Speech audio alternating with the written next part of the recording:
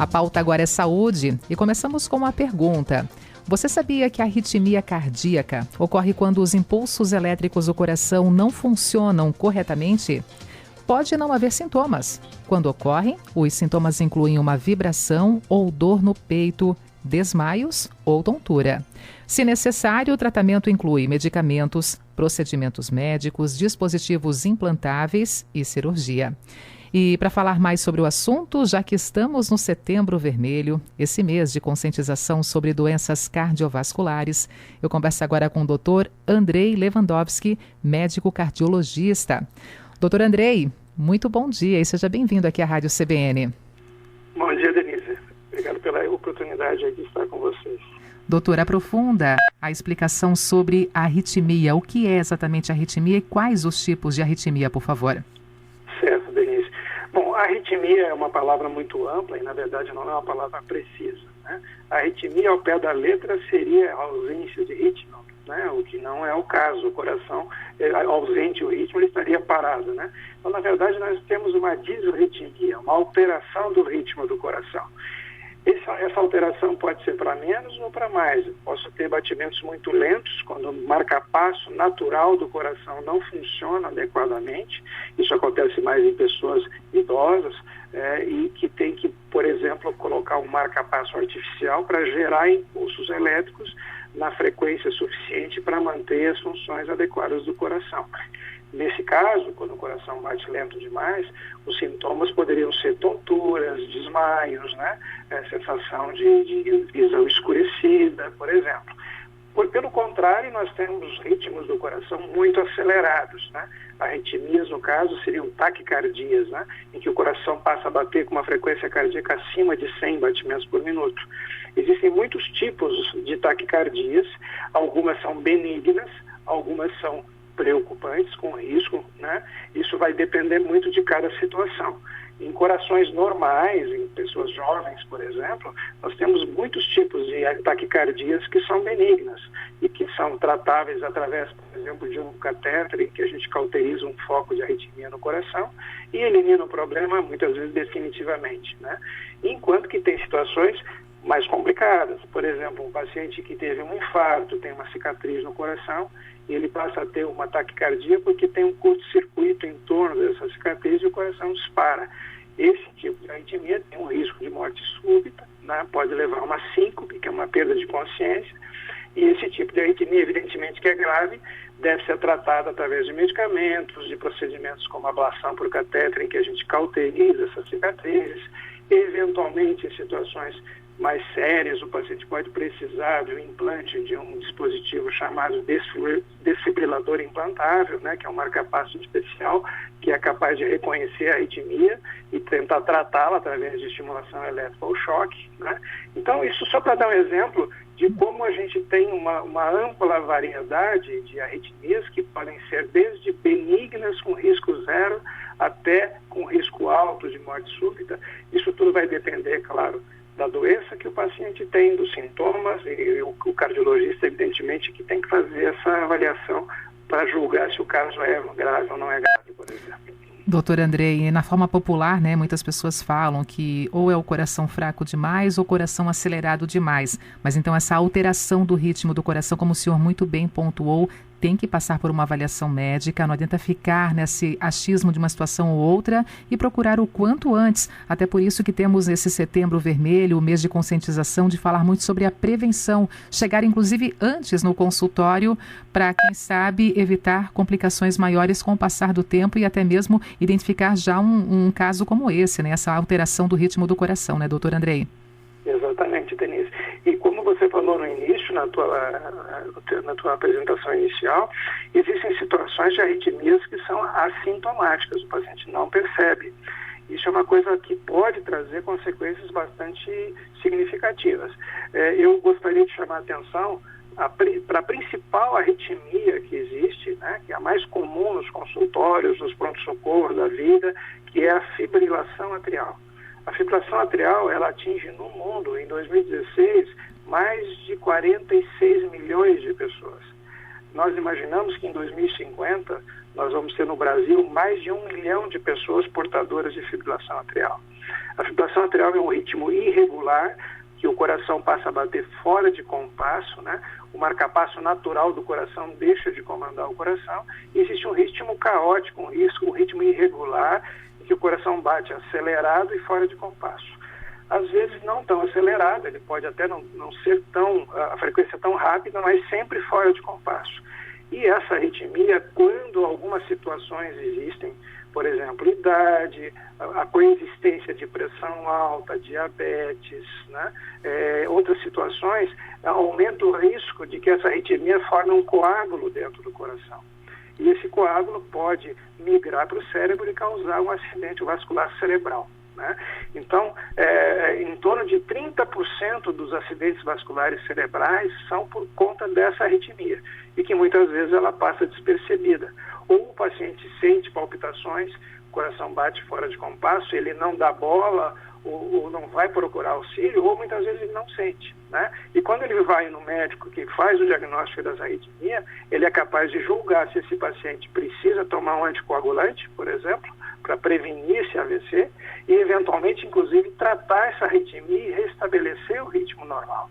Quanto mais mais cedo a gente faz isso, maior o sucesso. Então, essa é a principal arritmia que eu queria chamar a atenção nesse Setembro Vermelho, que é a fibrilação atrial, que é o grande flagelo em termos de arritmia que a gente tem na cardiologia. É um ritmo irregular, totalmente irregular do batimento cardíaco, então, doutora? Exatamente. Uhum. Doutor Andrei, o que é considerado frequência regular do batimento cardíaco por vocês, né, envolvendo os médicos? Sei que seria uma frequência regular do paciente. Na verdade, assim, a gente tem dois conceitos aqui. Um é a frequência, que se ela é lenta ou rápida ou normal, né? Então, tipicamente, um batimento cardíaco em repouso, a pessoa vai ter ali em torno dos seus 70 batimentos por minuto.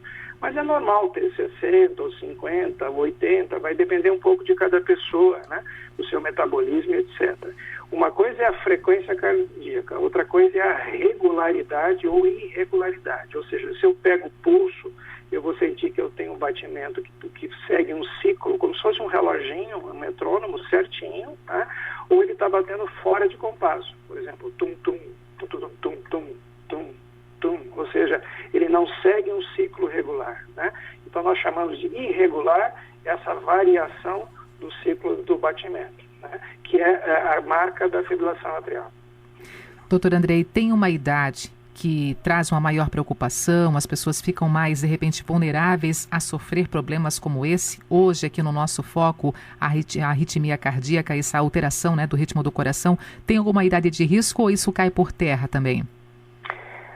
Aí a gente volta a falar nos tipos de arritmia, né? Se a gente for falar nas arritmias mais frequentes na população, como, por exemplo, a fibrilação atrial, ela acompanha a idade no sentido das doenças outras do coração, como infartos, doenças isquêmicas, pressão alta, etc. Então, tipicamente, essas arritmias acontecem a partir dos 50, 55 anos em diante. Podem começar antes, né? Mas tipicamente nessa faixa dos 50 anos. Já tem arritmias benignas, que aqui são até congênitas. Tem crianças que têm arritmia, que são arritmias geralmente benignas, que têm um tratamento geralmente muito eficaz, né? Ou seja, em qualquer faixa etária, eu posso ter arritmias. O que muda com a faixa etária é que quanto mais eu vou envelhecendo, maior a chance de ser uma arritmia mais séria ou que envolva uma dificuldade maior no tratamento. E como é feito o diagnóstico? Exames são solicitados? Como é que é também esse contato dentro ali do consultório, ainda quando é possível estar apenas no consultório, né? Frente a frente, médico e paciente, doutor? Na verdade, tudo começa com uma conversa, que a gente chama de anamnese, para ver se tem sintomas, e um exame físico. Nesse exame físico, a gente mede a pressão, ausculta o coração, né, vê se o batimento cardíaco está regular, se está correto, e faz um eletrocardiograma. O eletrocardiograma ele é fundamental, porque é um exame muito simples, feito na maioria dos consultórios rapidamente, e que nos dá uma ideia precisa de como está o ritmo do coração. Mas é importante saber que a arritmia ela pode variar no tempo. Eu posso estar no médico com um ritmo normal e sair dali, algumas horas depois, eu entrar em arritmia. Então, para isso, a gente tem outros exames, como, por exemplo, o Holter, que é um gravadorzinho que fica gravando o eletrocardiograma do paciente. Isso pode ser feito por 24 horas, na maioria das vezes, mas hoje em dia a gente tem também a possibilidade de colocar esse Holter por 7 dias, por exemplo. Ou seja, um paciente que tem sintomas não tão frequentes, que a gente pode perder se colocar um Holter para gravar por 24 horas, então a gente põe para gravar 7 dias seguidos, né? Em casos mais raros, que a gente tem arritmias muito raras, muito ocasionais, hoje em dia nós temos inclusive a possibilidade de colocar um monitor embaixo da pele, né, um implantável, pequenininho, que ele pode ficar 3, 4 anos ali gravando. E se a pessoa tem, por exemplo, um desmaio, que acontece uma vez por ano, 2 vezes por ano, a gente pode, então, detectar o motivo desse desmaio através desse tipo de monitor. Ou seja, a gente tem muitas opções de exames, né, em que a gente pode utilizar para avaliar essas situações de arritmia. E uma coisa que não deve ser esquecida é que cada coração é um coração, ou seja, se eu tenho um coração normal é uma coisa, se eu tenho um coração doente, dilatado, fraco, já teve um infarto, alguma outra coisa, é totalmente diferente. Então, outros exames que não são diretamente para arritmia, como, por exemplo, o ecocardiograma, uma ressonância do coração, vão me mostrar se esse coração tem uma doença que aumente a chance dele ter arritmias mais sérias, né? Então, é uma abordagem bastante completa que o cardiologista faz e ele vai dosar o que é necessário de exame para cada situação. Dr. Andrei Lewandowski, o estado emocional do paciente, a alimentação dele, os compromissos diários, também a própria temperatura agora, a chegada da primavera, essa alteração também que às vezes vivemos, né, no mesmo dia, diferentes temperaturas presentes, tudo isso também pode influenciar, também pode alterar aqui o ritmo do coração? Sim, pode, mas o que eu costumo dizer é que essas coisas, elas são moduladoras, elas modulam a arritmia, mas elas não causam a arritmia. Por exemplo, o estresse, né? O estresse todo mundo fala, puxa, o estresse causa arritmia, né? Ele causa infarto. Não, o estresse, na verdade, ele desencadeia uma situação que já existia antes. Né? Por exemplo, eu já tenho um vaso sanguíneo do meu coração que está quase entupido, e aí eu tenho um estresse, me incomodo, me agito, a pressão sobe, o coração acelera, e aí esse vaso termina de fechar e eu tenho um infarto. Ou seja, o estresse não provocou o infarto, ele apenas desencadeou, foi a gota d'água que faltava. Né? Na arritmia é a mesma coisa. Então essas situações de consumo de bebida alcoólica, temperatura, esforço físico, estresse, são situações que atuam sobre o coração e podem provocar uma arritmia, mas apenas se esse coração já está propenso a ela por algum motivo. E uma vez diagnosticada essa complicação, diagnosticada a presença da arritmia nas suas diferentes formas, doutor, como é que funciona o tratamento? O que é indicado? E mais um questionamento aqui, a arritmia tem cura, doutor? Olha, muitas arritmias têm cura, né? Não todas, evidentemente, mas muitas delas têm. Né? Nós, hoje em dia, temos uma gama de tratamentos que nós não tínhamos algumas décadas atrás. Né? Então, hoje em dia, nós avançamos muito no tratamento das arritmias. Né? Antigamente, a gente tinha só remédio. Né? E os remédios, infelizmente, eles não são muito bons contra a arritmia. E além de não ser muito bons, porque não são muito eficazes, eles também podem trazer muitos efeitos colaterais. Né? Então, nós desenvolvemos algumas ferramentas, principalmente a ablação por catéter, que você atua dentro do coração com um catéter e cauteriza os focos de arritmia para eliminar esses focos, que funciona muito melhor que o remédio, e o paciente pode ficar, eventualmente, em algumas situações, até sem remédio depois desse procedimento. Na fibrilação atrial, por exemplo, que essa arritmia que eu falei que é muito frequente e que traz um impacto muito grande na saúde pública, cada vez mais a gente tem tratado através da ablação por catéter com excelentes resultados. E é importante saber que esses resultados são melhores quando a gente faz esse procedimento no início da doença, quando o coração ainda não está dilatado, doente, né? Então, quando a gente consegue controlar os focos de arritmia antes que o coração sofra as consequências de uma dilatação, de uma insuficiência cardíaca, a gente vai ter um resultado muito, muito, muito melhor. Por isso que é importante procurar o médico no início da doença ou mesmo antes dela começar, através de check-ups, e daí a gente pode detectar, por exemplo, numa consulta, numa avaliação, uma arritmia que nunca tinha acontecido antes, né? A gente se coloca na frente, né? Evitando que a doença venha a desenvolver suas consequências. Em termos de cirurgia, né, que você comentou lá no início também, cada vez menos a gente tem necessidade de cirurgias para controlar as arritmias, né? Porque a ablação por catéter veio para preencher esse espaço de uma maneira muito importante, né? Da mesma maneira que as cirurgias do coração para ponte de safena, elas diminuíram com os cateterismos, as angioplastias, a mesma coisa aconteceu com as arritmias, né? E nos casos que realmente não tem cura, por exemplo, pacientes que têm uma doença no coração que foi consequência de um infarto, uma cicatriz, a gente vai lidar com isso, né? A gente pode botar um marcapasso especial que trata a arritmia, que é o cardioversor desfibrilador implantável, né? E vamos lidar com essa situação.